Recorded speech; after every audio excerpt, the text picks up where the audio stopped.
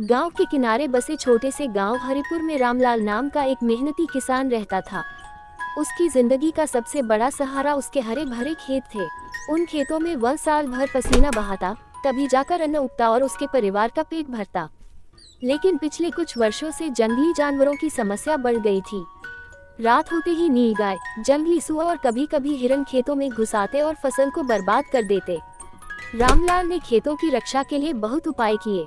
कभी कंटीली तार लगाई, कभी रात रात भर जागकर पहरा दिया, तो कभी गांव वालों के साथ मिलकर ढोल बजाए। लेकिन जानवर चालाक थे, जैसे ही मौका मिलता वे फिर खेतों को नुकसान पहुंचा देते। एक रात जब रामलाल अपनी नष्ट हुई फसल देखकर बहुत उदास बैठा था, तभी उसकी छोटी बेटी गुड़िया उसके पास आई। गुड़िया ने मासूमियत से कहा, बाबा, क्या हम जानवरों से दोस्ती नहीं कर सकते? वे भी तो भूखे होंगे। रामलाल पहले तो हंस पड़ा, लेकिन फिर उसकी बात ने उसे सोचने पर मजबूर कर दिया। क्या सच में जानवर दुश्मन है या बस पेट की मजबूरी में ऐसा करते हैं? अगले दिन रामलाल जंगल की ओर गया। वहां उसने देखा कि जंगल में पानी की कमी हो गई है और खाने को भी ज्यादा कुछ नहीं बचा। तभी उसे समझ आया कि जानवर खेतों की ओर क्यों आते हैं।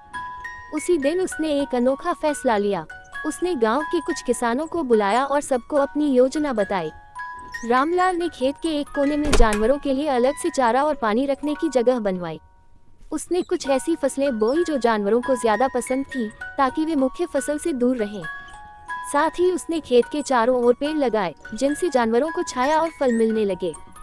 शुरुआत में गांव वाले हंसे, उन्हें लगा रामलाल पागल हो गया है। लेकिन कुछ ही दिनों में असर दिखने लगा। जानवर अब सीधे खेतों में घुसने की बजाय पहले उसी जगह पर रुकने लगे जहां उनके लिए पानी और चारा था। धीरे धीरे उन्होंने मुख्य फसल को नुकसान पहुंचाना कम कर दिया। एक रात जब रामलाल खेत की रखवाली के लिए गया, तो उसने देखा कि कुछ जंगली सुअर खेत की मेड़ पर खड़े हैं, लेकिन फसल को छू नहीं रहे। मानो वे भी रामलाल की कोशिश को समझ गए हों। रामलाल के चेहरे पर संतोष की मुस्कान आ गई। कुछ महीनों बाद उसकी फसल पहले से कहीं ज्यादा अच्छी हुई। गांव वालों ने ये बदलाव देखा तो वे भी रामलाल से सीख लेने आए। अब पूरे गांव में यही तरीका अपनाया जाने लगा। खेतों की रक्षा के लिए हिंसा या डराने की जगह समझदारी और सह अस्तित्व का रास्ता चुना गया। एक दिन गांव में अधिकारी आए और रामलाल के खेतों को देखकर बहुत प्रभावित हुए। उन्होंने कहा, आपने ये साबित कर दिया कि इंसान और प्रकृति साथ साथ रह सकते हैं। रामलाल ने विनम्रता से उत्तर दिया, साहब, अगर हम जानवरों की जरूरत समझें तो वे हमारे दुश्मन नहीं रहते। उस दिन गुड़िया ने अपने पिता का हाथ पकड़कर कहा, बाबा, मैंने कहा था ना, दोस्ती कर सकते हैं। रामलाल की आंखों में खुशी के आंसू आ गए।